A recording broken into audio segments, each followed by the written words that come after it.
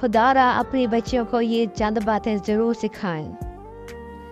जब वो सीढ़ियाँ चढ़ रही हों तो अगर पीछे से कोई मर्द आ रहा है तो एक साइड पर होकर खड़ी हो जाएं ताकि वो मर्द गुजर जाए, बाद में आप चढ़ें ताकि आपके पीछे वो झांकने की कोशिश न करे। अगर लिफ्ट में कोई एक अकेला आदमी चढ़ा हो तो उसके साथ मत चढ़े और लिफ्ट खाली होने का इंतज़ार करें। अपने चचा, खालाजाद और मामूजाद भाइयों से हाथ मत मिलाएं क्योंकि हमारी शरीयत में भी ये हराम है। अगर आपको किसी गैर मर्द के साथ बात करना पड़ गई है तो आप थोड़ा फासला रखकर बात करें।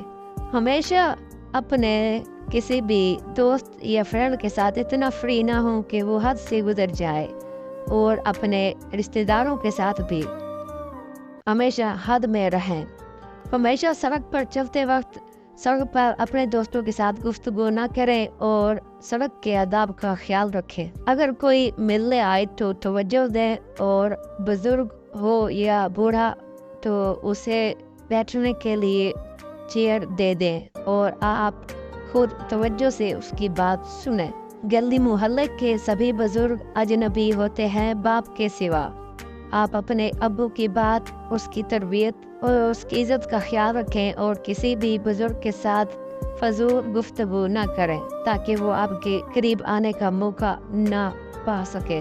जब आप कोई चीज़ गिरी हुई देखें तो अगर सड़क पर हो या अवामी जगह या फिर किसी ऐसी जगह जहाँ बहुत भीड़ हो तो आप रुक कर एक आगे पीछे देखकर और बैठकर उसे उठाएं ताकि आपकी के झुकने से या बैठने से आपका जिस्म बेपर्दा हो जाए तो कोई देख ना सके।